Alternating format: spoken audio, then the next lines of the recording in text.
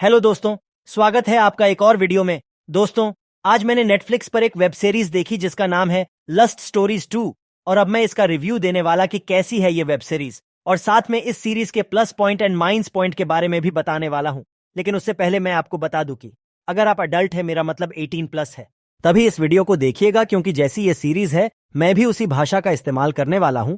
इस web series में 4 अलग अलग स्टोरीज है, लेकिन सब में सिर्फ एक ही बात, सेक्स सेक्स और बस सेक्स। पहली कहानी मेड फॉर इच अदर में मृणाल ठाकुर और अंगन बेदी द्वारा अभिनीत 2 लवबर्ड शादी करने का फैसला करते हैं और उन्हें अपने माता पिता की मंजूरी भी मिल जाती है। लेकिन मृणाल की दादी की भूमिका निभाने वाली नीना गुप्ता शादी होने के पहले उनसे सेक्स होने की अनोखी शर्त रख देती है। आप शादी से पहले सेक्स वाले उनके लॉजिक से सहमत हों या ना हों, लेकिन इस फिजिकल कंपैटिबिलिटी की बात को इग्नोर नहीं कर सकते। दूसरी कहानी द मिरर एक कामकाजी महिला के बारे में है जिसका किरदार तिलोत्तमा शोम ने निभाया है।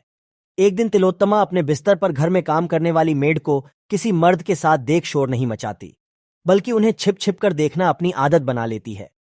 बस्ती में रहने वाली मेड अपने पति के साथ एसी वाले कमरे में अपना सुख तलाशती है और उन्हें इस हालात में देखकर घर की मालकिन अपना सुख समाज के 2 अलग अलग वर्गों की 2 औरतों के बीच एक अनकहा समझौता होता है, जिसमें शर्म है, झिझक है, एक दूसरे के ऊपर लगने वाले लांछन है, लेकिन फिर स्वीकार करने वाली खामोशी है।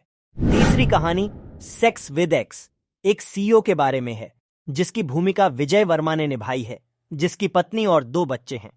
एक दिन उसकी कार पैरासोल के पास खराब हो जाती है, जहां उसकी मुलाकात अप्रत्याशित रूप से अपनी पूर्व पत्नी तमन्ना भाटिया से होती है। तमन्ना के अचानक गायब होने से विजय वर्मा को दूसरी लड़की से शादी करनी पड़ती है। अब तमन्ना भाटिया और विजय वर्मा के बीच होता है सेक्स अफेयर। चौथी कहानी तिलचट्टा है, जहां कोठे से 100 साल पुराने महल में रानी बनकर आई देवयानी बनी काजोल हैं। रियासत लुट जाने के बाद भी राजशाही के गुमान में खोया सूरज सिंह है, जिसे कुमुद मिश्रा निभा रहे हैं।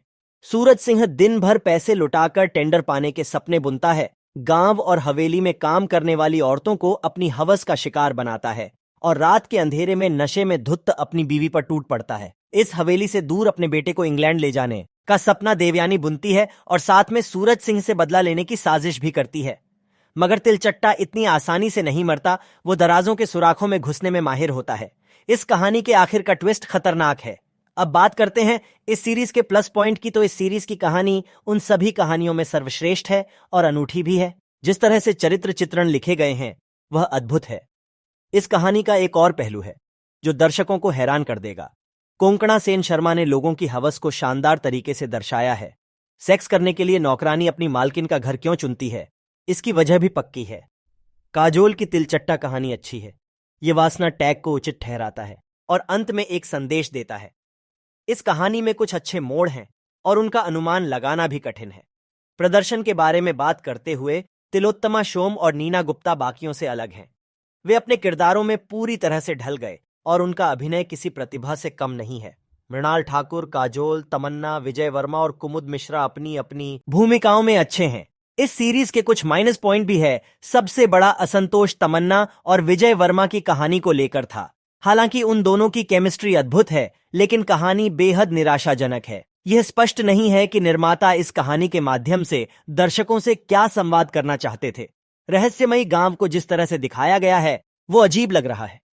जो लोग इस कहानी में ठोस कहानी की उम्मीद करते हैं उन्हें बेहद निराशा होगी। पहली कहानी मेड फॉर इच अदर में वास्तव में एक प्रासंगिक बिंदु है, लेकिन प्रस्तुति में दम नहीं है। एक के बाद एक कई दोहराव वाले दृश्य आते रहते हैं, जिससे बोरियत होती है।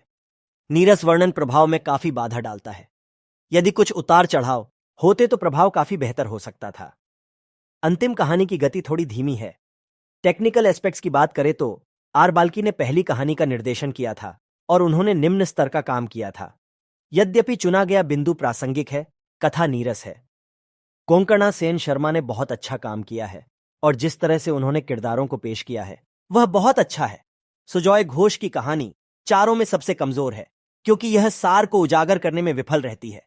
अमित रविंद्रनाथ शर्मा ने अच्छा काम किया, लेकिन उनकी कहानी और भी दिलचस्प हो सकती थी। कुल मिलाकर लस्ट स्टोरीज 2 अपने आसपास के प्रचार पर पूरी तरह खरी नहीं उतरती। जहां कुछ कहानियां आकर्षक हैं, वहीं अन्य 2 पूरी तरह से निराशाजनक हैं। मुख्य कलाकारों ने अच्छा काम किया, लेकिन अंतिम परिणाम निराशाजनक रहा। आप दूसरी और आखिरी कहानियां देख सकते हैं और बाकी दो को छोड़ सकते हैं। तो साथियों, लस्ट स्टोरीज 2 के बारे में मेरा रिव्यू आपको कैसा लगा, कमेंट में बताएं और साथ में वीडियो को लाइक और चैनल को सब्सक्राइब भी कर दे। और अगर आपको ये सीरीज देखनी है तो नेटफ्लिक्स पर देख सकते हैं, और पैसा बचाने वाले जुगाड़ू तो कहीं से भी जुगाड़ करके देख ही लेंगे।